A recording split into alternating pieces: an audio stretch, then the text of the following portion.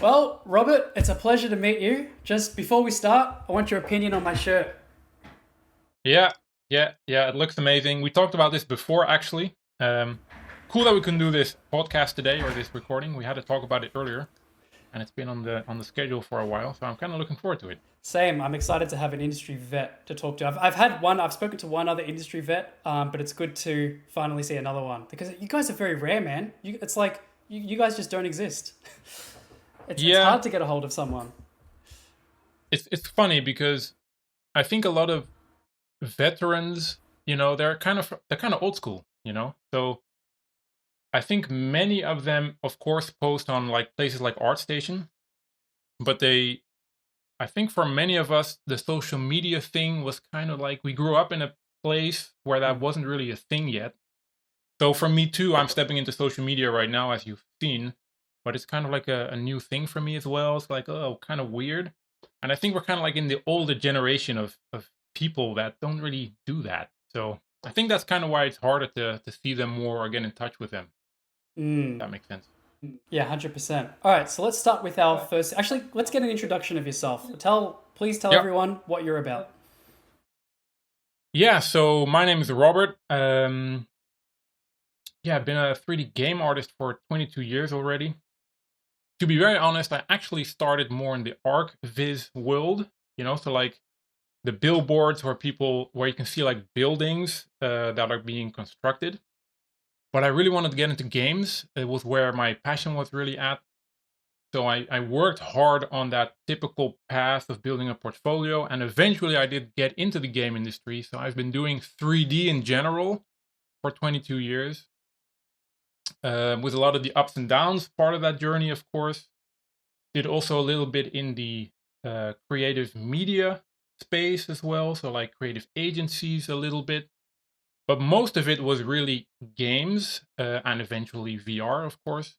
And the last 8, I've been building and running an art company, which is currently called Mesh Masters, where I really stepped into the more management role when it came to art and hiring people, managing people, getting clients, and really what it means to run a company. And as you have also seen this year, I and we have really been shifting also into kind of giving back to the community. So teaching artists on topics like networking or getting into the industry, but also what it means to really be like a creative professional. And one of the main reasons why I'm really doing that is because I myself have had always so much, trouble and struggles getting into the industry and just being good at the job. But also after doing Mesh Masters and the team for like 8 years, I just see so many other people struggle in that whole area, like the networking, like the social media. And yeah, everything I learned through Mesh Masters, which definitely had some downs and a lot of fail moments as well. Mm. All those learnings, I want to sort of give that back. Also because nobody's really talking about it, which is such a shame, especially now with how the industry is doing. I think it's really needed. So that's kind of become my new mission, helping people, helping them become professionals, really. It's a very selfless thing to do. All right, I have a question for you. If you had a time machine and you could go back in time, and let's assume that you can keep all your skills and everything you've learned, would you prefer the games industry then, like let's say 20 years ago, or would you prefer it now? Oh, that's a cool question. Uh, actually, um, actually back then, Hmm. but it's for various reasons. I think the first one is the way we do art, 3D art right now, which is a really high level of art, right? I do think it's really good to realize that if you now go to ArtStation, or just you look at any game, the quality of art is insane. But to make that and produce that, in my opinion, is also a little bit insane. Hmm. So, just your average prop, we're talking about days of work. Um, And I do kind of miss sometimes that mm, faster production. Like everything now is like so epic and big, and we need to do like the sculpts and everything, the high poly to low poly and the bakes. And the end result is really cool. And I also from time to time like to just make it and just like zone into like a thing you're making and just forget about everything else. But if you need to do that for years and years and years, like especially with the AAA games we have, where it's like, I don't know, 500 people, 1,000 people working on a game for like 3 years. Yeah, after you've done like 500 trees, it's like, oh, okay, yeah, come on. It's like sometimes it's a bit too much. And back in the day, it was faster, shorter, more difficult though, I would say, technically more difficult. Um, but yeah, I don't know, I just preferred because it was just faster. There was also more of a sense of a family. Um, Mm. there was less of this epic triple A production type of thing going on. So yeah, but they both have pros and cons. Like like I said, the art we have, oh my god, like it's amazing. It's It's amazing. amazing. I can really see it, not only in like the production, like the way we build a prop, but also from an artistic standpoint. The worlds we create, the scenes we create, the characters we create. It's so much better. There's so much more skill and art into it. So that I can really appreciate. That's really cool. Mm. I want to see if you agree with this point. So I actually think that the artwork that we see is like it's almost as if it's too good for what's needed, but yet a lot of recruiters and a lot of employers are like they look at your portfolios and they want to see perfection or they want to see as close to perfection as possible. And then the stuff that they end up making you work on is just some of the most basic shit, right? I've had moments where I've had to look at portfolios like for myself. I had to like help out in the hiring, and it's like the person that I was working with was very picky on what they wanted and like had super high expectations. And then the models that we had to make were just like super low poly, freaking not even textured. Like I'm just talking like flat textured, just like very low poly things. And I'm like, we didn't need to go through all that shit. And I feel like that's happening a lot. Like a lot of games, I don't think require that level of detail, but yet we're putting in so much of it. I don't know. What do you reckon about that? Yeah, it's actually funny because especially these days, on platforms like ArtStation, it's becoming more and more normal that after a project or a game has been launched, right? And so people are allowed to post their work, and then uh, these days it's called an art blast, but it used to be called an art dump. So like somebody worked on all the vehicles in the game, and then they just dump all the work they did on ArtStation. And if you really look closely, right, um, you'll see that their work that they put on ArtStation looks really good, Mm. like really high detailed, super quality work, amazing. And then if you look at the same asset in the game, it's not even close.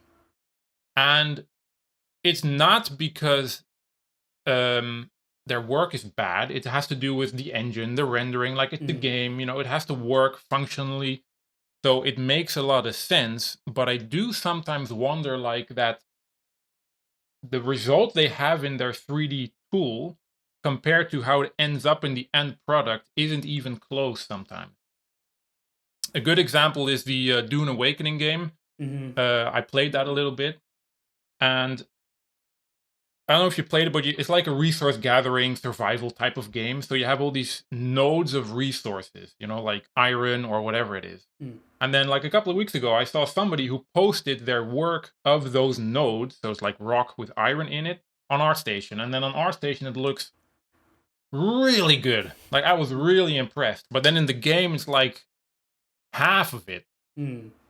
quality wise. And it's like, and that's kind of like, I understand it, but I do sometimes wonder, are we maybe going a little bit overboard with going super high detail, but you're not really gonna see it anyways? Yeah, and I feel the same about like when you post art pieces on ArtStation. A lot of people are putting their 3D models, but it's with a bunch of other stuff that they didn't make. Like they're putting their assets with like a bunch of other assets just to make, it looks good in the image, but then you're not seeing just the artist. Like, I don't know, what's your opinions when you judge portfolios?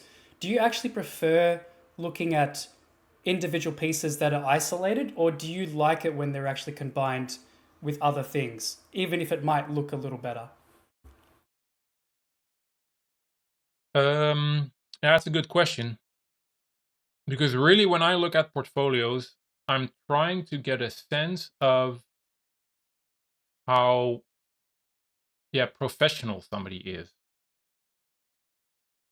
So I'm not only looking at the quality of work they make, but also if I do hire them, which means I'm going to invest a lot of money and time into a person, and I'm going to bear the risk that if that person fucks up, that I'm going to lose a lot of money or I'm going to lose a client, Mm. and maybe the company has damage from that, right? So I look not only at the art side, but also can I really trust that person? Will he work professionally? Does he work in the team professionally? So in the end, it doesn't really matter. I would actually say I would prefer a more well presented artwork, so with stuff around it, including the breakdowns, of course. Mm. But what often happens is sometimes people work on projects, they make amazing visuals and art, and they put that online, on their portfolio. That's good. But really, the heavy lifting was done by the art director above them. So Mm. then when you hire that person, they're not even close or able to get close to the work they show on their portfolio. And I don't blame them, but you can't really see that on a portfolio. Like you Mm. only realize that after you hired them, after you did all the investment, and then it's like, oh shit, now I need to fix this problem because we're in the middle of a production. So in that sense, that's kind of what I mean with I'm really trying to look for if somebody is a professional. And I really do that through the quality of the work, but also the presentation, the camera angles, the lighting. And in that sense, I do like if it's a more filled out, it's not only a prop, but there's more stuff around it because I get more to sort of gauge on, if that makes sense. Mm. Yeah. But yeah, it's always difficult to kind of see that in a portfolio though. So yeah. But that was one of my learning journeys to kind of like I had to fail also when it came to hiring people. Yeah, I'm gonna coin the term portfolio sussing. I think that's what you're doing. It's like you're trying to suss out if they're as good as what the portfolio makes them out to be, which is actually an Yeah, interesting thing. yeah. That's a skill in But it's itself. funny because sometimes I've also hired people that were like complete beginners, like junior type of people. And then it was like, oh, I'm gonna take a gamble here, but we connected very well, and maybe the two pieces they had looked very good. Mm. And then I would hire them almost as a sort of intern, kinda. And then they turned out to be really good and amazing. Yeah, because they're So malleable. that happens too. So Yeah. Yeah, exactly. Yeah. that's a Yeah. good thing. All right, let's move on to. So one of your points that you spoke to me about this was artists lack what it means to be a creative professional, and you have to be more than just an artist. So I would love if you explain that to everyone. Yeah. So it's kind of what I just mentioned earlier about being a professional. So, and I really often use the word being a creative professional.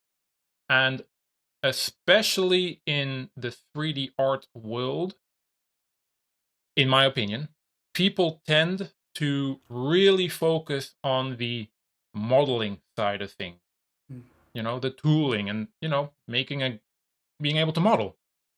And that's already difficult enough. Like I often say to people, what we're doing, in my opinion, is kind of like rocket science because we need to be able to do 3D modeling. It's already quite difficult. We need to be creative and we need to also be a professional, work in high stress environments often. So don't underestimate it. It's difficult. And so I understand why many people are going all in on modeling, because that in itself is already difficult. But as a result, many people kind of forget to do the other areas. They forget to be that creative. What does it mean to be an artist? What does it mean to tap into your own creative energy or soul or flow?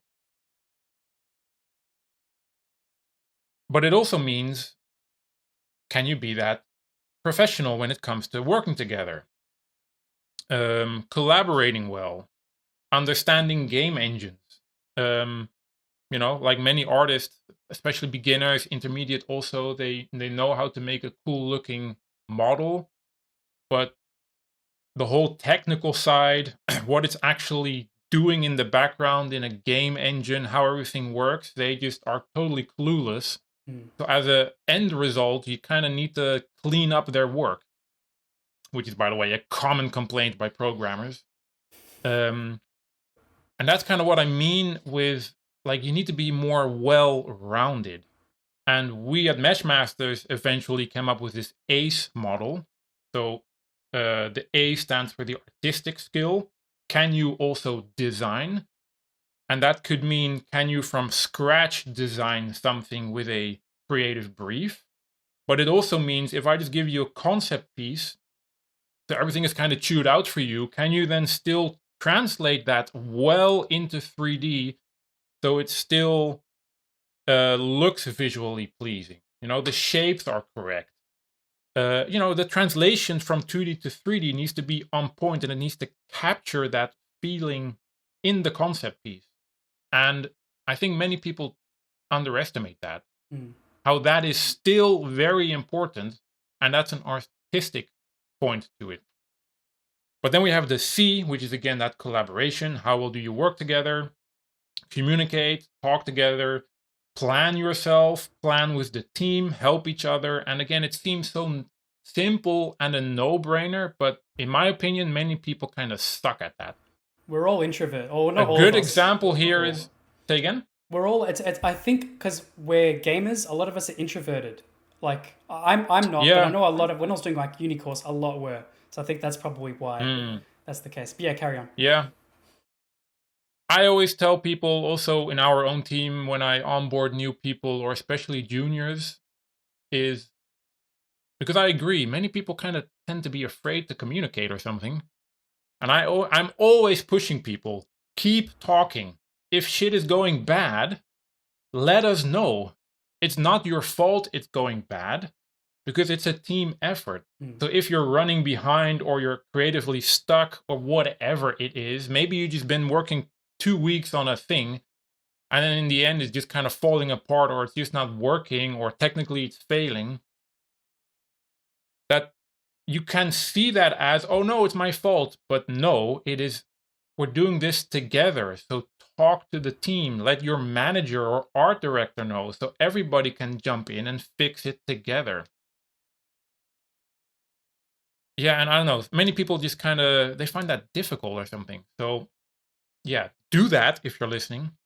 But then the last one is E, engine integration. And that's what I said earlier, this whole technical side. So do you understand what mesh data is, how optimization works, how materials work, shaders work? Can you implement your stuff into the game engine, and so make it ready for the next person? So can a programmer just take it and it works, it's not broken? But it also means, of course, have clean files, then whole naming conventions, the whole organization of it. And like I said, many people focus on the modeling part, but in my opinion, if you want to be a good 3D artist, you need to do all of that, all three: artistic, collaboration, and the technical side. Yeah, that last one's trick. I see. I'm lucky because I got Andrew, my brother. He's a programmer, so I'm super lucky. That's how I learned how to work with him. Because if I know he's happy, then there's a good chance most other programmers will be Yeah, happy. But a lot of people don't it's have that funny because opportunity. it's kind of how I also learned it. For some reason, I was always the guy. So what I've always almost saw in every company I worked at is you have the four major departments, right? You have the art department, you have the programming department, you have the design department, and then you have like overhead, Mm. management and whatever. And in almost all cases, the art team and the programming team had issues talking to each other. They were like, especially artists can be quite intimidated or be afraid of programmers, and programmers are always a bit skeptical. So it's like very difficult.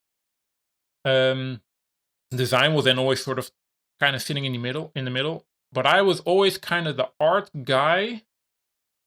For some reason, that was very good with communicating with the programming team.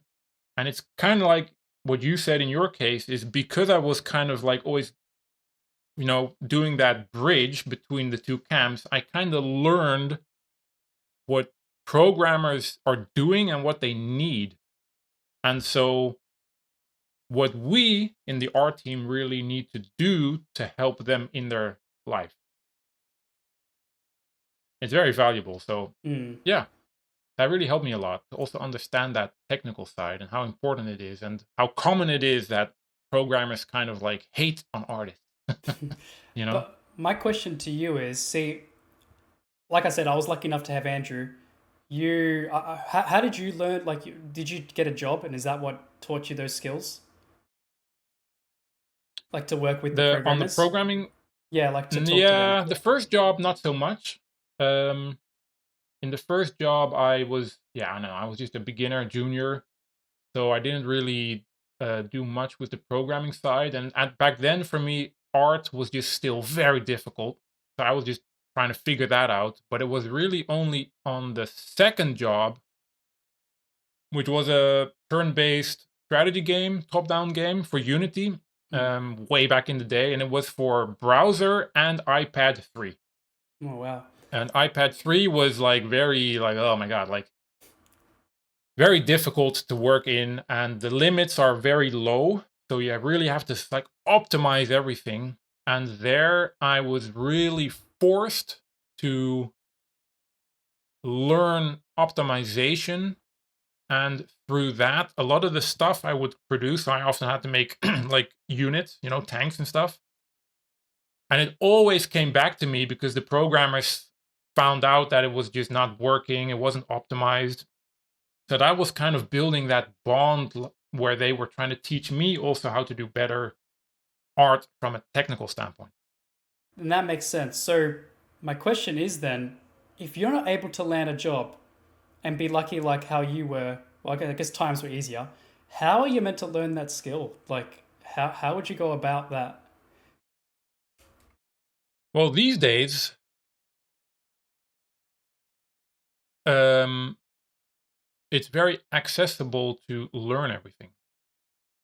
At least the engine part, because all the engines are free. You can just download them. I mean, we have Unity, Unreal, Godot, and more coming out as well. So it's actually very accessible right now to build directly into an engine. So what I often recommend people to do is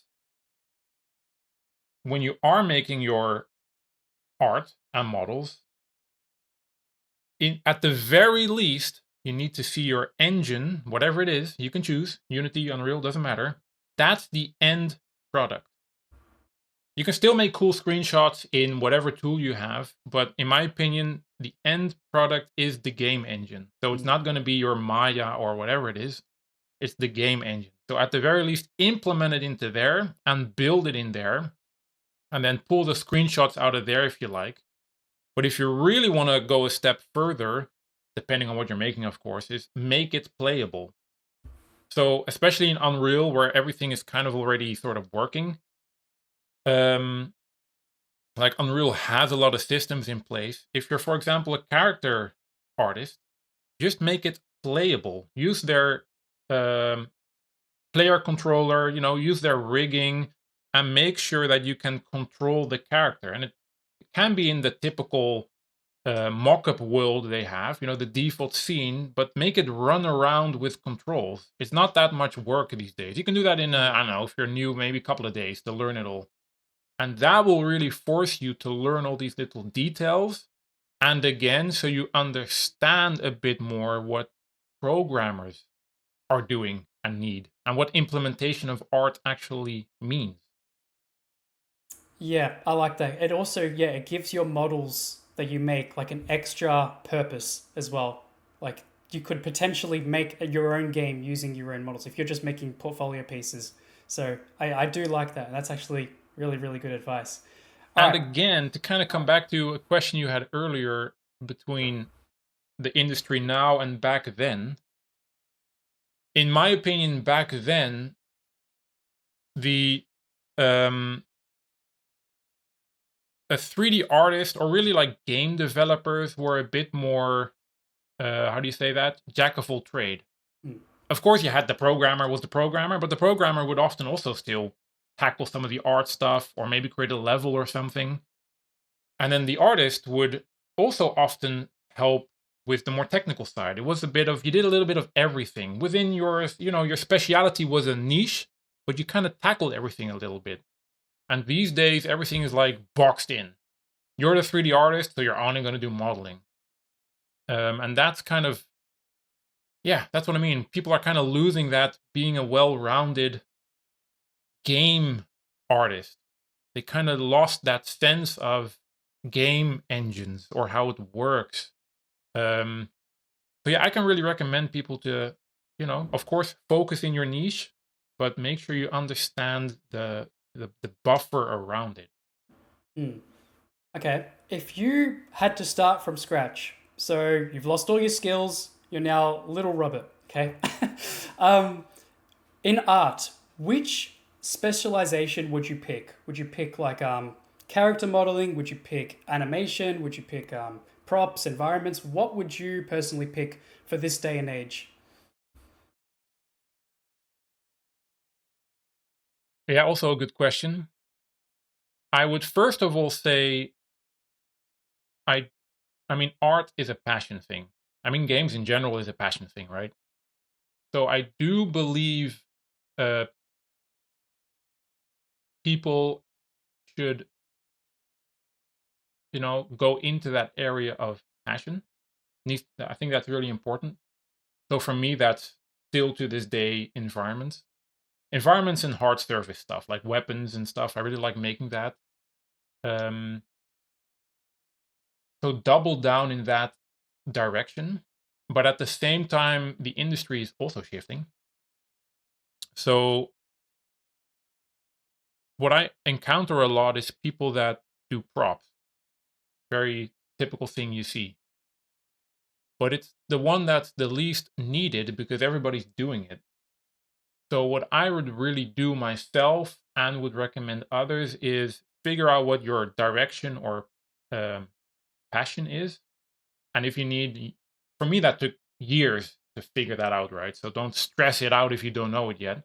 So keep exploring if you don't know it yet, but go into that direction, but make sure you don't, what's the word here, stay in your comfort zone and, for example, only do props. Or maybe you are doing environments, but then make sure you go deeper into that and you don't lock yourself into, I'm only doing this type of environments. No, learn the bigger sense of it.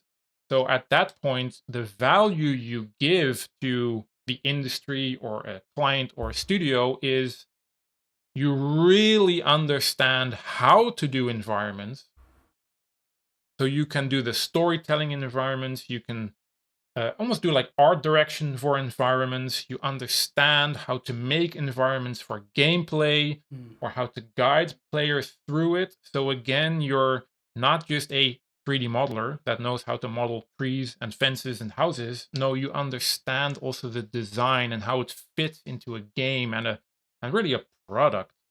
So go deeper into that, and that is becoming more and more valuable. Just being a modeler is it's oversaturated. So you need to go a bit further. Mm. And that's interesting Did because that make sense? it does. Yes, it does. I wanted to ask you about something. You might not have heard of this before. There's a thing called aphantasia. And what that means is that you can't visualize anything. So I don't know if you like, can you do this? If you close your eyes and you visualize like a 3D model of an apple, can you imagine it spinning and you can see it like, let's say there's a light hitting it, can you see it like reflecting? And do you have that ability?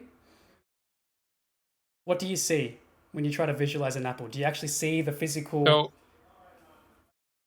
yeah, I mean,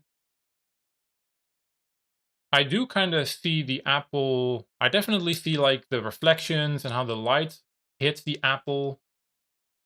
I do kind of see it as a sort of 2D apple. Like I'm not really seeing it rotate per se. I have to do some Mm, extra visioning to see it rotate. But I do kind of see how the shadows kind of work. that's interesting Is that kind because of what there's you're different, yeah, aiming at, or? there's different variations of it. There's like there's aphantasia where you can't see anything. It's like you close your eyes and all you see is just nothing. Like it's not black, it's just nothing. And Oh, my really? mate has Oh, that and he funny. wants to get into 3D modeling. But without that skill, like that would make life so much harder. And you don't even have to close your eyes. Like, can you imagine something without closing your eyes as well? Like if you just picture it right in front of you. Yeah. Yeah, yeah. Yeah. See, Same apple. Yeah. yeah, the same apple. See, and but there's different levels. What you might have is like the in between. It's like you can sort of see when I close my eyes and visualize an apple, I can see it like crisp. Like it looks like a render to Yeah. me, which Yeah, is a good exactly. I have thing. the same thing, like a render. Yeah. Okay, because then some people have the middle ground where it's like they see the silhouette, but they can't see specular lighting on it. They can't see the texture. They can just see Oh, the really? shape. Oh, Yeah. no. Oh, So funny. it's an Oh, interesting yeah. thing. Like, Hmm. so he wants to get into 3D Even modeling, but he lacks that skill. And I'm not really sure what to do. Like, I've sort of thought, well, I feel like it's a really important skill. Like, I use it all the time. Do you, when you're making stuff, do you visualize stuff before you make it, like in your own head?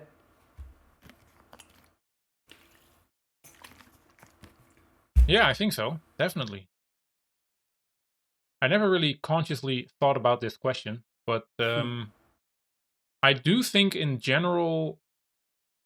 So for me, what I find very important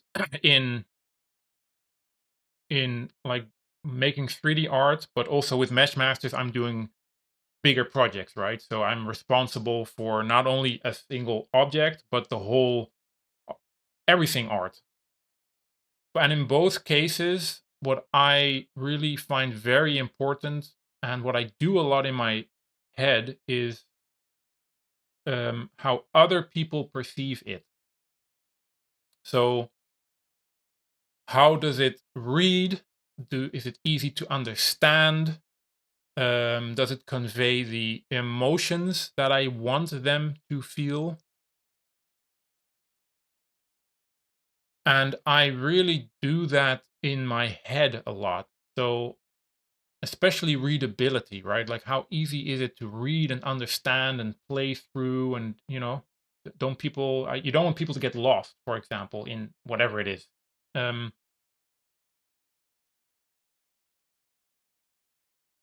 yeah. And I really do that a lot in my head, actually. Yeah, It's like quite when interesting. I'm, I never really thought about it, or never really was really conscious of it. So it's interesting that you come up with this question. But yeah, yeah, like when I'm on the yeah, train, it's I purposely try to see wireframe of everything. Although, like my model, oh like yeah, I'm not that great of a modeler. But and the topology is probably shit. But I try my best to see it anyway. And I'm like, oh yeah, that yeah, yeah, freaking yeah, that bar curves. That's a bevel. Fucking all that shit. yeah, yeah, And I yeah, feel like yeah, yeah, yeah, yeah, that's yeah. a super helpful way. It's like I used to play drums, and when you don't have a drum kit, you tap the table and you fucking do that stuff. This is like a way to Yeah. practice 3D modeling without actually 3D modeling. So I Yeah, thought that's something that I've just it's trained actually myself to do. like I said, my first, it was not really, it was like, what's it called? Like an internship. When I was in art school, I did an internship, and that was the ArcViz company I worked at. And there was this common joke there that in everybody who was doing the actual 3D, and you're like making houses all day long. And there was this common joke there that at some point, if you did it long enough, you just when you were walking around in the city, you just saw wireframes everywhere. It's like, oh, that's a box, that's a sphere. Oh yeah, like your vision just becomes wireframe vision. Mm. Yeah, Yeah, it's funny. yeah, it's awesome. All right. Let's move on to the next point. You told me, yeah, companies are always going bankrupt. So let's talk about that. How obviously tough times are hitting most companies. Yeah, I mean, yeah. So for me, almost all the studios I worked at. So I'm from Holland, right? The Netherlands. So it's a smaller. The industry is quite small here. It's actually, I think, now the biggest it has ever been. I think. Um, and in my opinion, the game industry has always been very difficult. And yeah, for me, a lot of the companies I worked at, the companies in itself also always had struggles, just surviving, staying afloat, just very much ups and downs, very good years and then bad years. And I think it's kind of how it's always been with these days a couple of like those massive companies that have just established themselves, Mm. but that being laid off, the company just going bankrupt or has to really, how do you say that? Fire a lot of people. Yeah, that's been very normal in my journey. So I definitely have experienced that many, many times. And yeah, now in the last couple of years, that's definitely been the case again, and maybe um, more so than ever. But to me, it's not necessarily that new. Mm. It's maybe a bit worse, but yeah, it's always kind of been like that.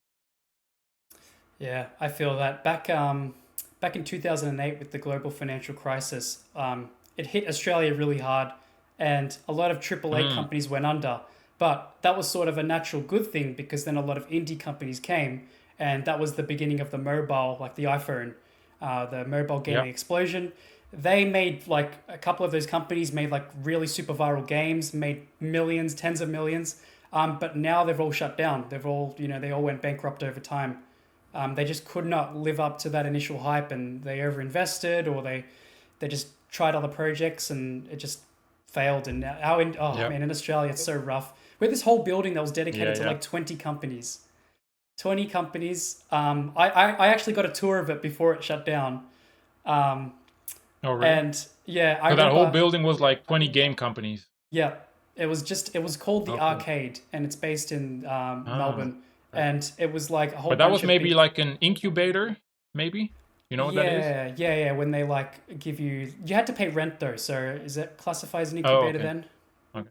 Because Yeah, I I'm think I not know what sure. you mean by incubator. I've watched Silicon Valley, and there's a part where there's a guy lends this Yeah, tech because company's house, it's and kind of like a top organization who is trying to support an industry. And it happens a lot in the game industry, I think, mm. where that top organization sometimes, or I think maybe always, is funded by the government. Oh, And then okay, they support, you know, game companies in this case to kind of get started and try to get a footing in the world. So they get either money or indeed like you get free office space, something like that. And often that's sort of like a building. And then in that building are like 20 companies. mm. Yeah, I don't think this one was necessarily an incubator because the rent was apparently real expensive. But my brother went to a Mm, job okay. interview recently, and it's for this big company, and they have special rooms designed for each department. But he said the rooms were empty. They had like a Oh, QA room, no one in the QA room. oh, funny. Had a design room, no one in the design. Like it Yeah, just yeah, yeah. feels like they're on their last limb. And if Yeah, that company goes yeah, yeah, down, yeah. that's going to be in the news for sure because it's like they Yeah. have at least 50 employees, I'm pretty sure. But Oh, yeah. they're smaller than what they once were, and yeah, it's not Yeah. if that's going to continue, then yeah, I we'll be will looking at say some to shit. that though, what I've always, at least in Holland, have seen a lot is gaming is a passion thing, and that's really cool. But many people that go into the gaming industry and try to run their own studio or company or whatever it is, they do that from passion, which is great, but they kind of suck at just business. They're really bad at management, leadership, business, and yeah, in my opinion, that's just why many companies just don't make it. Yeah, you like passion alone is. You've seen the videos that I do. That's what happens when we have too much passion in the games Yeah. industry. You end up getting Yeah. Yeah. bad people taking advantage of passionate Yeah. people, Yeah. and Exactly. Yeah. Yeah. Yeah. that's just so Yeah. sad. Yeah. And speaking of Yeah. Yeah. sad, we've got the next point: art stealing. Budgets are limited. Mm. 99% of ArtStation isn't what actually is in production. Yeah. I mean, that's multiple questions and topics. But starting with the art stealing, I'm actually not sure how much of an issue it is currently, but there were definitely some moments in the past where that was really a concern in like the community, the art community. Mm. Some people that would get caught also, and so that was like a complete roast of somebody who stole art. So there were definitely these sort of waves when it came to art stealing, and yeah, what I personally do, for example, because sometimes I get people that are looking for a job, right? And then they send, for example, a Google Drive folder with their art. So it's like a not public thing. And Mm. I just per default don't accept that. Doesn't Yeah. matter how good it looks. But I'm always like, why don't you have this publicly in ArtStation? Like, what is going on here? And I just learned to just not trust that. Um, just to protect myself, because if they're stealing art, they're probably not capable of making the art. So yeah, it's a very weird topic, I would say. It has happened from time to time, sometimes really bad also. And yeah, we just need to be wary of that. Kind of need to guard ourselves from that, Mm. you know? Yeah, I've Yeah, seen that all the time. yeah. Have you ever had the ArtStation scam where it's like, oh, we like your pieces and we want to feature them on some fucking thing and whatever, and it's like, it's bullshit. They're just gonna like I don't even know what the Yeah, scam is. Is it like they're trying to get your permit? Like I don't even know what it like I don't even know what they're trying to achieve. There is a scam I there. also, I just don't yeah, know what it is. yeah. I also sometimes get that just in my email inbox. Hmm. And I also don't, I just ignore it, obviously. But it's so, yeah, I don't know. It's weird. I also don't get it. It's weird. Yeah. Yeah. Like imagine being an artist that freshly graduated. You don't know that that's a scam. No one's accepting your job post, and you're like, well, Yeah. they're offering me 1 Ethereum for this piece, and then it's like Yeah, exactly. that's what it is. It's Yeah, it's a exactly. crypto Yeah. thing. I just remembered it's a crypto thing. You Yeah, yeah, probably yeah. connect your account Yeah. and they do that. But yeah, that's Yeah, exactly. Yeah, yeah, yeah. Yeah. But one thing I want to talk to you about, it feels like stealing initially, but what I like to do with my art is if I want to 3D model anything, I'll go on Sketchfab and I'll just download something that I like. And then I'll import that into my 3D modeling software and then I'll just recreate it. Sort of not identically, but I know I like it. So I'm going to try and replicate it as much as I can. That's something that I wasn't taught Yeah. in uni. One time I had tried to do that and my teacher came by and he was like, what are you doing? I'm like, yeah, I'm just on Sketchfab. I'm going to download a model and use that as reference. I think we had to build a table or a chair or something. And Yeah. I put that in the software and I was like remaking that. And he's like, that's not how we do things here. Like, I want you to make it from scratch. And I'm like, but why? Like, this Mm. piece is already like perfect.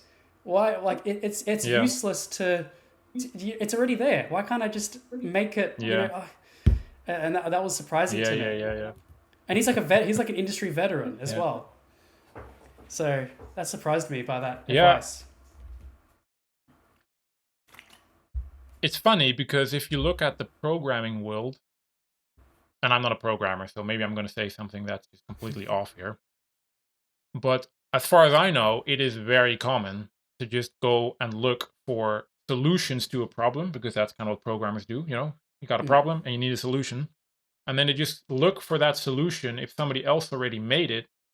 And then they just copy that code, make it work for their situation. Mm. But in programming, this is way more normal. And you actually also see that with game programmers who are then making their own little game, or they're prototyping or just having fun. it's just so normal for them to just go look for some random model and just start using that. So it's being efficient from that standpoint is very normal there, whereas in art, it's very almost like a taboo. And in my opinion, it depends a little bit of what you're doing. Because for us, when we're doing client work, then you know they're, you need to be wise about it, because you can't just take somebody else's work and in some form use it in a project. But I do agree that if you're using it as a reference to speed up the work and so reduce costs, then I'm all in for that. Mm. Not because I want to steal work, but pretty much for all projects we did with the team, so with Mesh Masters, the biggest issue and limit was always budget. Mm. So trying to balance that super limited budget with you want to do great work and a cool end result, that's so difficult. So if you can get to a better end result with methods that are not stealing, but like you said, maybe it's like references, yeah, why not? Yeah, I agree You know, 100%. why not take that? Yeah, I wouldn't even call it a shortcut. It's just wiser production. You're still making your own stuff for the project, but why would you do everything from scratch? It's just, in many cases, not feasible. Yeah, and But on you. the other hand, if it's a learning project, yeah, then maybe doing it from scratch is the purpose, to learn it, of course. Mm. But yeah, it's kind of, I think also many people kind of don't understand how difficult it is to just manage a project, all the finances, a team, deadlines. It's just very difficult. So if you can create that pipeline so you can do that better, yeah, why not? Yeah. That said, how often did we do this in the past? Almost never, to be very honest, because often you're making stuff that is so unique that there is no references, So yeah. I want to get your opinion on this. The first model we had to make in class was a banana, and we got a side, a top, and a the other view. Fuck, I can't remember. Yeah, the Um, profiles, yeah. yeah, the profiles, and I struggled so hard with that. That was so difficult. Why are we making a banana as like it? We were meant to do like a low poly shape, but he was going through smooth mesh preview and fucking like doing all this. Banana is like one of the like it's organic. It's curved. Like what like it must be just my course in particular, but I was so upset. Because I was so frustrated. A banana is not easy as a first ever model to make. Like a table would be Ah, far more like I would have rather a table. We had yeah, to make a banana. So like yeah. I don't know. Do you agree with that? I don't know. I hated it, but I could just be me. Yeah. I mean, a banana, yeah, if it, like, I don't know. I guess it's just more a question of, does the teacher understand the students? Because if you're like super new in 3D modeling, then I agree a banana is quite like difficult. So a table makes more sense. Hmm. But a banana is still a very good study object, I would say. But this is more like, does the teacher understand the students? The class Does was he understand Introduction where to they're 3D at? modeling, so it was expected to have like Yeah, zero skill. Um, yeah, I didn't like the like changing perspectives in the first lesson because it's confusing. As a first timer, you're like pressing the space bar, you're switching to side, you're switching to top, you're switching to the bottom. It's like I didn't I didn't like it. I felt like yeah, I was very yeah. overwhelmed and I almost wanted to quit then and there because I just felt like and then Yeah, I get that. another thing. So before even that, everyone had to go up in front of class and they had to explain what they wanted to do in 3D modeling, like what would be their ideal Mm. specialization. 90% of the class was Oh, funny. like character modeling. And at that point, I knew, fuck, I'm not going to do character modeling then, because like you said before, everyone wants to do props. For some, I don't know if it was just my Mm. class, but everyone wanted to do character modeling. I think what it could Oh, be is funny. like Mm. everyone wants to do character modeling, but then they end up switching to props because character modeling is probably a little bit harder. Ah, Um, Yeah. What do you reckon? Because that's the impression that I got. Well, to me, it sounds like I said, the teacher not really aligning well with the students. Because in my 3D class, it was indeed starting with a cube, you know, Wish I a had that. table. Um, but also that question, yeah, I don't know. I think it's a bit, yeah, in my opinion, everything I'm hearing, I think the teacher just isn't really aligning well with the students, to be honest, you know? Well, I So did. I that's actually. Oh, I probably did what feel that went way. wrong there. Mm. Yeah, yeah, yeah, exactly. But But yeah, yeah, we've fuck. talked about this before, where sometimes schools don't really align that well with the practical sense or what the world expects or the industry. So I'm not really surprised to hear this story. You know. Mm. And what about this piece of advice? This is the same teacher, and I sort of half agree with this, but I want to know what you think. He was like, "Don't bother making any crazy models. Don't like if you have to make a movie based on Chinese dragons, don't model the dragons. You're not going to get hired to model the dragon. They're going to get David with 15 years to model the dragon. Focus on small props." What do you reckon with that?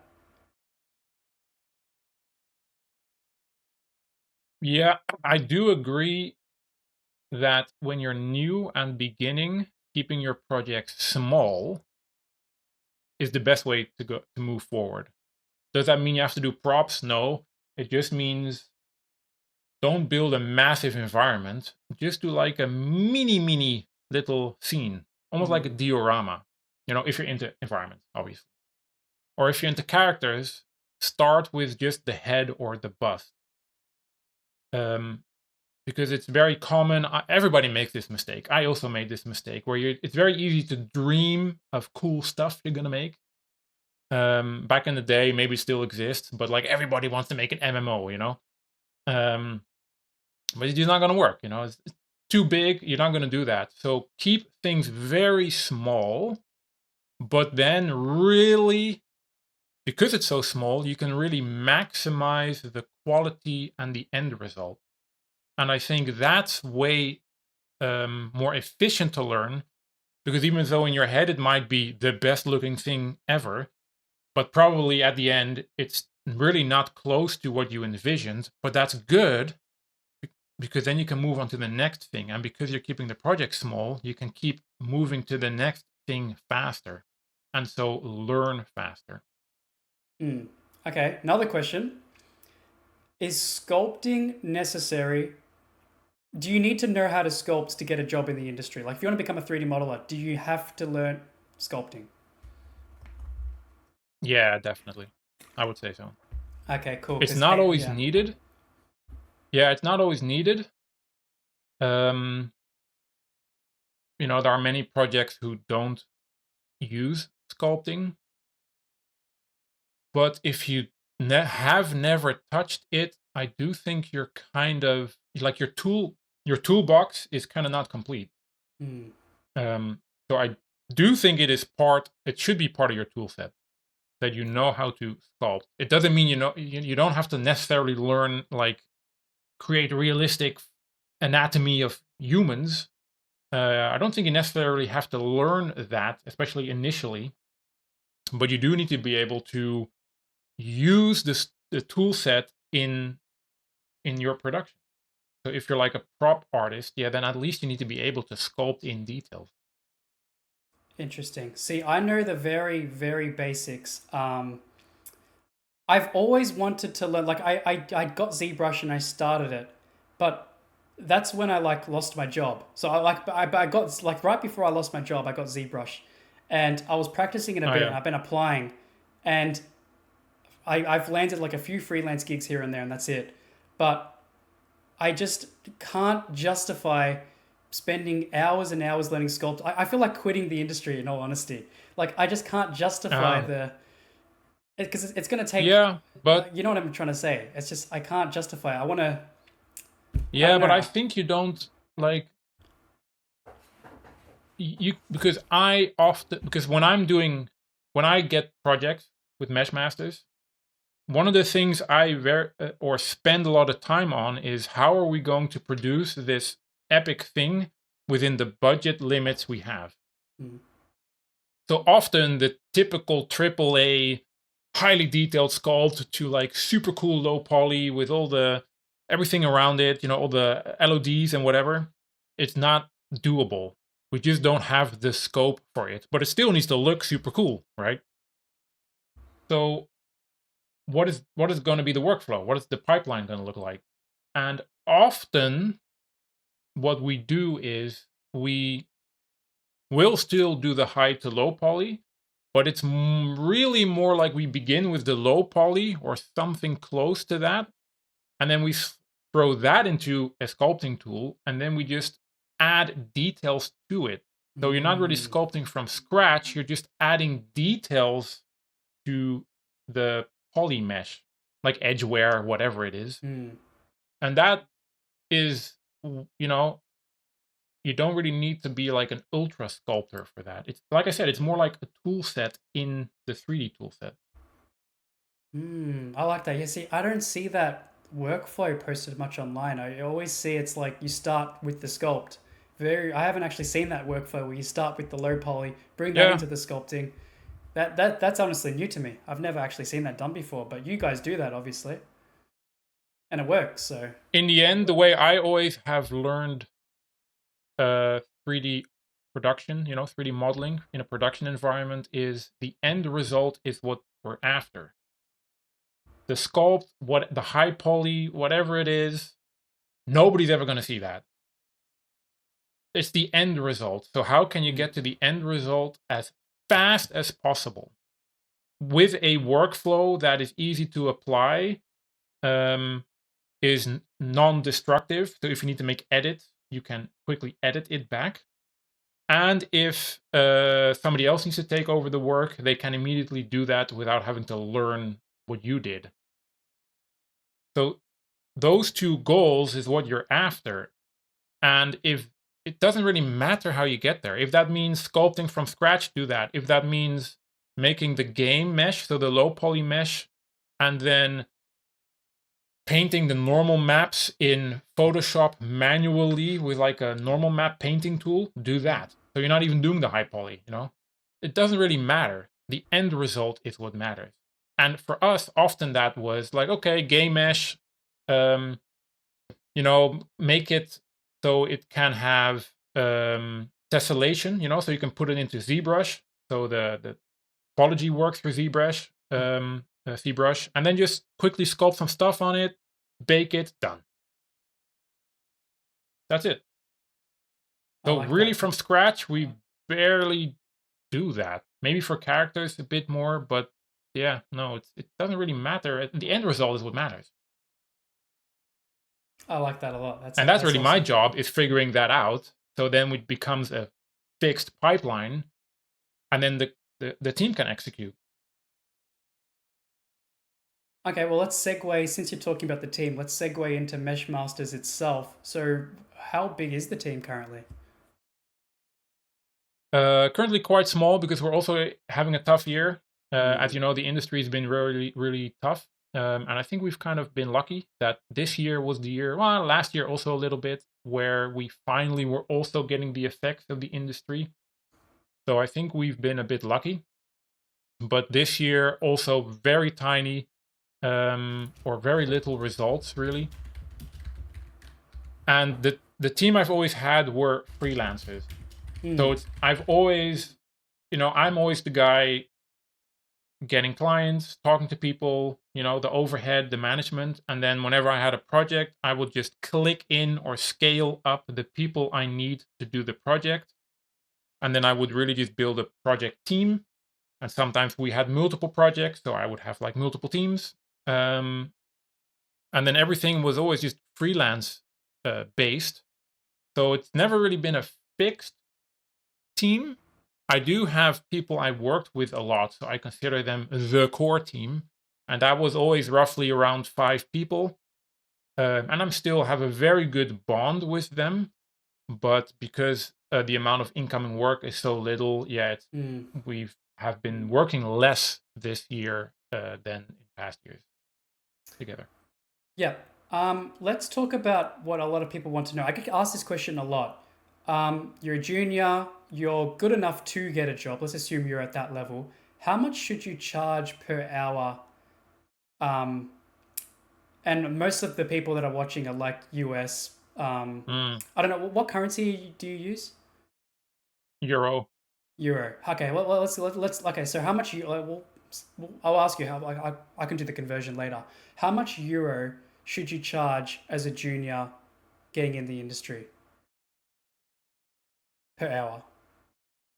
It's a bit of a difficult question because like the industry has become very international, very global, and there's a lot of competition from cheaper parts of the world, where the living cost is like way cheaper.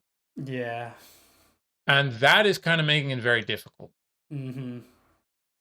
What I can say is when I like hire people, so when I click them into a project, in general, I pay artists 25 euro or US dollar, it's kind of the same, um, per hour for that project. Hmm.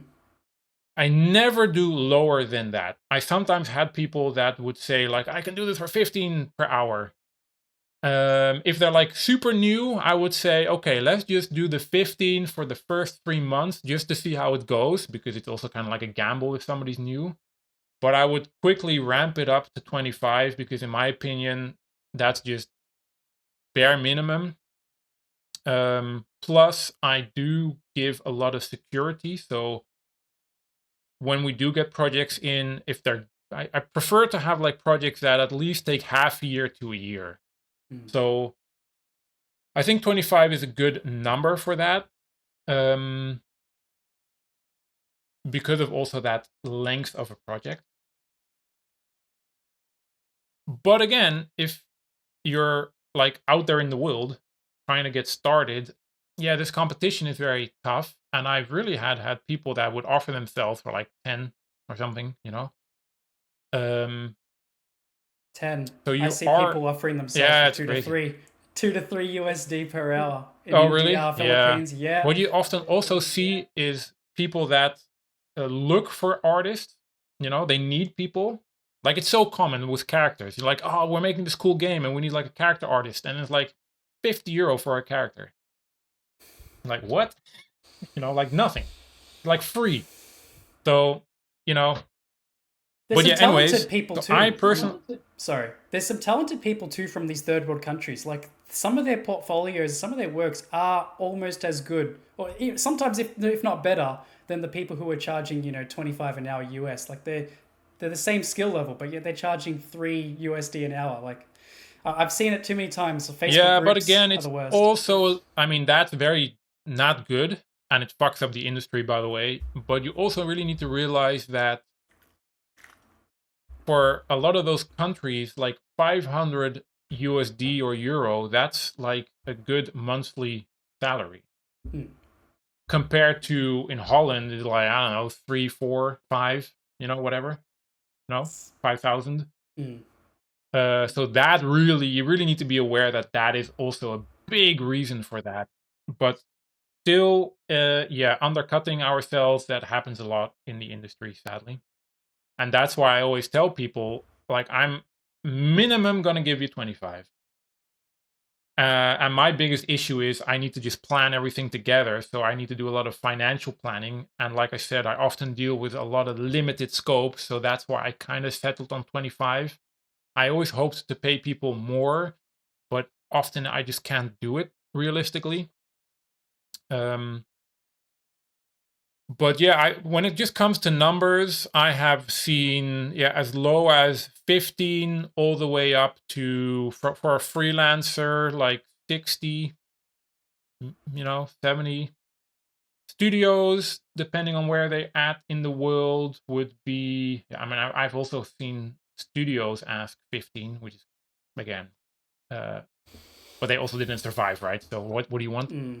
But some studios, like I worked at a studio and they asked 125 for 1 hour of a 3D artist, but that was more in the creative sector, the advertising sector. Hmm. So it really goes all over the place. But if you are a beginner, you know, maybe start with 20 initially just to kind of get some work, but I would work your way up to 25, and I think that's a good amount, depending on where you're at in the world. Robert, you're a fair Yeah, man. That's all I'm gonna say. You're a fair man. That's how much I would yeah, I try my best. yeah. See, if I had to start my own business, I would pay people 40 Australian, which equals pretty much 25, 26. So I honestly and I think that's actually good pay. Like it's at the point where it's fair. You can demand a lot of the person, but yet it can still like it's still a decent amount of pay as well. So it's like I still consider it quite low, to be honest, but in reality, I just always end up, I just simply cannot pay mm, more because I just can't get the deals that are good enough to pay mm, people more. yeah, I feel you. So that's really the limit, sadly, you know? Yeah, cost of living might be a Yeah. bit But higher again, where you're at as well. I do offer that security a lot, because it's like half year of work. So that kind of means the pay can also be lower. Mm, But yeah, it's definitely a balancing act, and yeah, it's just difficult, But that's kind of what I also am kind of teaching right now with Mesh Masters is, whoa, I kind of had to learn budgeting, and it's like, oh shit, like, oh my god, like how do you fit like 10 people into a project, and then like it's a whole different ballpark of art and production, and yeah, that's kind of what I'm like trying to bring to people now with Mesh Masters. It's like, how can I teach you to better sit in the world, better be a freelancer, better understand what you should ask, what your value is, how do you market that? So yeah, and if you do that better, then your prices probably can also go a bit up because you're just mm. a more valuable person. I assume you've had to deal with this. Have you ever dealt with any shit clients? And what I mean is like they're never happy Oh no yeah, matter what. Fucking hell! definitely. Like, Yeah. I've done like 4 or 5 freelance projects, and like 3 of those were just like that. I'm assuming since you've been doing it for 20 something years, yeah. Do you have any like you Yeah. don't have to bring up names, but do you have any like stories to tell on that thing? That's just super interesting to me. Yeah. No, 100%. And in the business world, it's a very common thing to say that you should up your prices on purpose to get rid of the low paying clients because it's Mm, often the paying clients that are a pain in the ass. And yeah, I totally agree. If people are too stingy, I think is the correct word here, when it comes to the budget, it's probably already like a flag of, okay, what is going on here? So you need to be a bit careful. And whenever I did accept those clients, yeah, it usually was a pain in the ass where it's like endless revisions, things are never what they wanted, um, constantly changing what we're trying to do. And this is kind of what I meant earlier. I also had to, fail a lot to learn. And this is definitely one of those points where in the beginning I was, naive, I guess.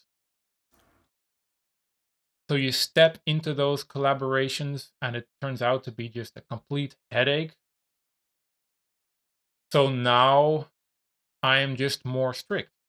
It's mm, why we have a structure when I engage with a new potential client and the way we start working together. Like everything is in a structure to really guard and guard ourselves. And at the same time, because of that structure, you're also building a better collaboration. And then if people don't fit that structure, it probably means you should just not collaborate with them. mm. Well, let me tell you a story. So this client, and it was my first time working with this client, and I gave him my hourly rate. They're like, all right, whatever. Started the job, and I submitted the first thing, and then they had a change request. And I'm like, okay, fair enough. That's part of it.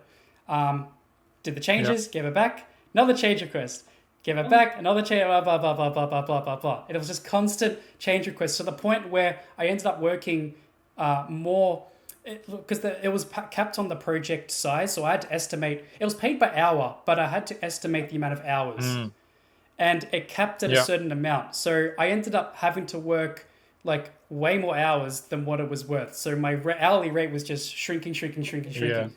So Exactly. next project came. I was fuming inside. I was so upset. I was pissed. I'm like, I'm gonna fucking get you back next time. Like, like inside though, I didn't let them know that. So next project comes, and I tell them the new hourly rate. And I'm like, well, I explained that that first hourly rate was like my beginning rate for you because you were a first client and I wanted to get you in. They fought back heavily on it, to the Yeah. point Yeah. Yeah. where they're like, all right, we're not going with you, we're going with someone else. So they found someone else. And I don't know how much that person was charging, but I do know it would have been significantly less. And that Mm. person let them down so badly, that they had to come crawling back to me. And so then I Yeah. told them Exactly. my hourly rate. They agreed. I did the project. Not a single change request came back. So like I Yeah. felt like that by asking for more money, it's like it got their respect, and they just like they didn't treat me so poorly. Again, it Yeah. could have maybe just got unlucky. Maybe I just did a fucking good job. I don't know, but um, Yeah. You know what it is? So the way I look at life in general, or how life goes for you, is I always see everything as is my responsibility. Even if technically it is not, I still consider it my responsibility how it went or where I'm at or whatever it is.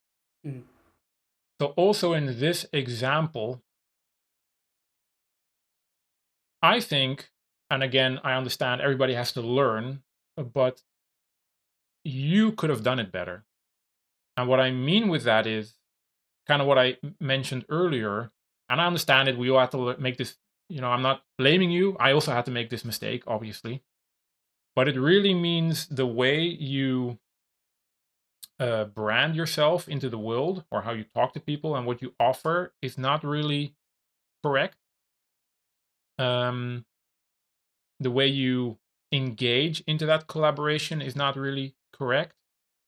Um, but also the way how you structure, that collaboration, and also the revisions is not really correct. And what I mean with that is what especially a lot of beginners do, but even still veterans, I think, is they just engage with somebody like, make this thing, make it cool, and then yay, we'll do it for this price. Cool. And it's a very undefined collaboration. It's very mm, vague. And in the beginning, it's all cool because you're making cool stuff. But that is the issue. You need to structure it better. You need to sell yourself better. You need to guard yourself better. So many, for us at least, many clients, they prefer a fixed price agreement. We'll make that thing for 10K or whatever. And I also prefer a fixed price agreement because it's kind of like more secure for everybody. It's very clear what we're going to do.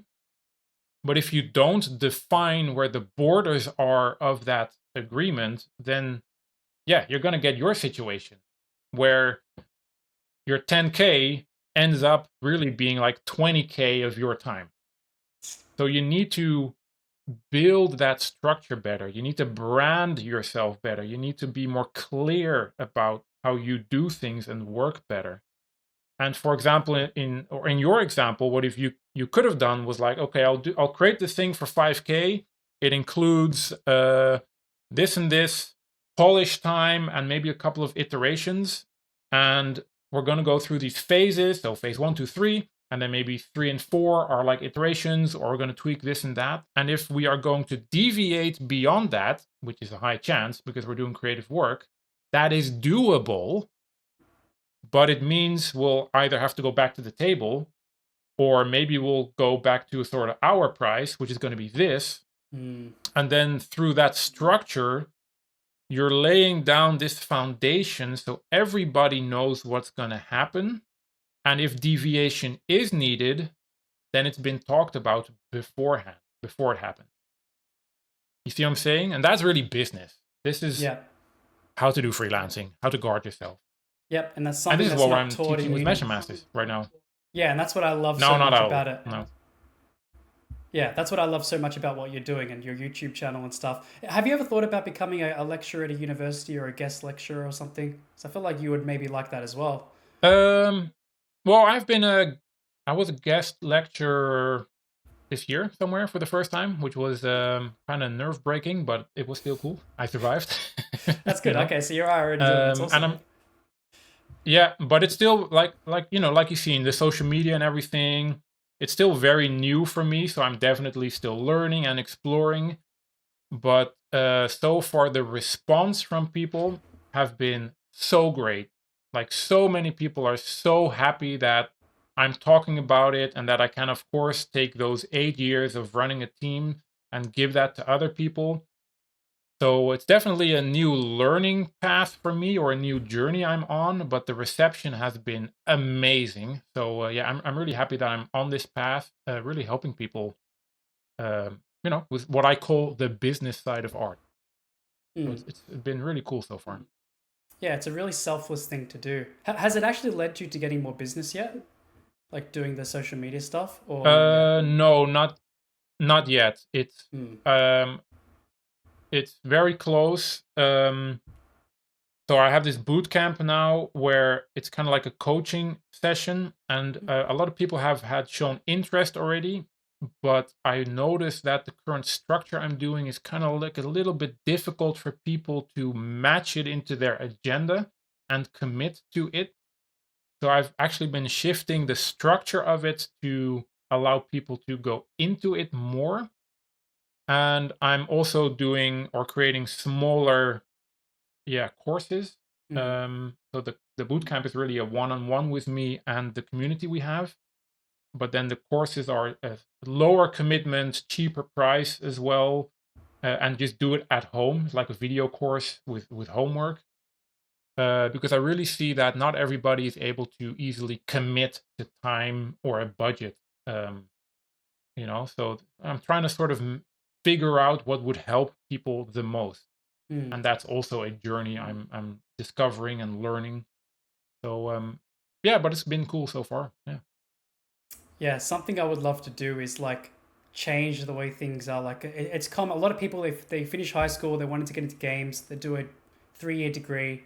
I walked out of my degree feeling like I didn't learn much at all. I didn't feel really Yeah. confident. What would be ideal is like if we can get to those people, those minds of those people who have just graduated high school, and just like tell them about like the stuff that you're doing. Like I'm sure that you're like Mm, I've watched a lot of your YouTube, and it's real. Like I felt like I've learned more off your YouTube versus learning like from the course that I did. And that's saying something. That's yeah. like Thanks. it would be nice if like we get into the minds of those people because those people aren't aware of the stuff that me and you do. Like my audience, the majority of my audience are like in between 25 and 34. They've already graduated. They've already been through, Yeah. a lot Yeah. of them have already been through some shit. And it's like, it's Yeah. great that we're like coming together and we're like building a community. But at the same time, the people who don't know anything, the most naive people don't know to look for these resources. So if there's Yeah. some way that's why I think that's why I spoke about guest lecturing. I feel like that's the only real way to get in the minds of university students. Some of them go on YouTube, yes, but not all of them. Like a vast majority just aren't. They're not Yeah. finding that content interesting yet. So Yeah. that it'll be ideal if they like find us and find, especially you, because you're doing the course. Yeah. I've actually I haven't executed it yet, or taken any steps in it. But what is on my list, because I'm first kind of building out the content, like the Mm, programs and the boot camp. And once that's there, one of the things I want to explore is indeed reaching out to schools and universities and engage in some sort of collaboration where maybe, for example, I don't know yet, of course, but maybe the schools could forward the students to me, and that could be like a guest lecture, mm, but they can get into touch with me and my content so they can really learn that more professional business side of what we're all doing. And then from there, that could also maybe mean that I can then forward students to studios. And so build a sort of better path that people can follow in this journey instead of doing school, coming out of school and being lost. Don't know what to do. Respect that. That's honestly, some unis do that. Some more expensive, but the issue is they're probably more expensive. You know, there's the pre. We have public and private. I'm not sure how it is in Holland. Um, a public university, government backed, where they subsidize part of it, but usually the course is more general and less specialized and probably less quality. Then you got the private universities, which cost like three times as much. You probably get a Yeah, yeah, yeah, yeah. 1.25 better education. You're probably still going Yeah. to be lost, but you might be slightly less lost. Yeah, But exactly. Yeah, yeah, yeah, yeah, yeah. that's the issue, right? It's I really hope the future with like courses is like with more smaller creators like yourself doing courses, you know, because it's not going to be as expensive as a university course. I doubt. Are you going to be charging Yeah. 25 grand for your course? Mm. Yeah, you're good. No. No.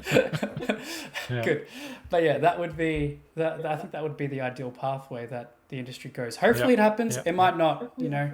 Okay, let's end on this question. Do you think the industry is going to get worse or better, or is it going to stay the same?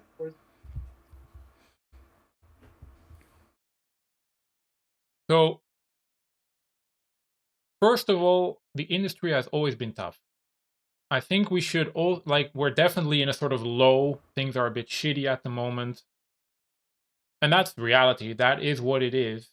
But I do think we need to kind of also, like, not get too down about it because it's always been tough. I think I told you before somewhere in another talk we had that when I came out of school, it took me 2 years to get my first job, hustling my ass off, like applying everywhere. And then that first job, after like 1.5 years or something, that company went bankrupt. And then it took me like another year to get a job. So it's always been tough. But as we all know, it is definitely rougher now than it probably has ever been. Is it going to get better? Yeah, of course it is. I really see it as the industry is kind of rebalancing itself. Things are changing a bit. We're dealing with pretty much the COVID bubble bursting, right? So entertainment was super high during COVID because everybody was at home. So production went up, but then after COVID, entertainment went back down. But all the companies had massive production capabilities, and that's why a lot of people are losing their jobs, right? Mm. But we also have this whole AI thing happening. So it's just a lot of things are happening, and that's why we're in this state. And as you also mentioned to me in our previous call, we're probably also just have way too many people going into the industry. So there's just a lot happening, and it just needs to rebalance itself. But it has always been the case where from the 100 students in a school or in my class, I think it was like, I don't know, 30 people, 40 people class, only maybe 3 made it. That has always been the case. Mm. But that's just because it's a passion industry. Many people like it because it's a cool thing to do. So if you want to step into it, it means you need to just become that top 5% person, really. That doesn't mean go to ArtStation and look at all the cool work and like feel depressed by it because you're looking at people doing this for 20 years. But as a beginner, you still need to be in that top 5% of the beginners. So if you really want to do this, aim for that. And then it's just a matter of, yeah, I think it's always going to be better. It's just how history is, ups and downs. It's part of it. Things will rebalance. A lot of people will lose their jobs. A lot of people will exit the industry, but a lot of new people will enter the industry. The way we do things will change. Who knows what AI will do? And it's the same with the games. Like, how many games come out now and there's so much negativity around it. So things need to rebalance. Like, we're currently in the indie game space a lot. Like, a lot of indie games have become very big the last, I don't know, what is it, 5 years already? Things are just shifting around. But I do definitely think it will become better. It just needs some time to rebalance. I love that. Thank you so much, Robert. It's been an absolute pleasure. Again, anyone that's listening, please subscribe. This guy's channel is fucking amazing. It's really, really, really good. You're going to learn so much Thanks. stuff. Link in the description. Do it. Fucking just do it. All right. And anyway, thank you so much, Robert. Thank you all guys for watching. You too. And we'll catch you in the next video.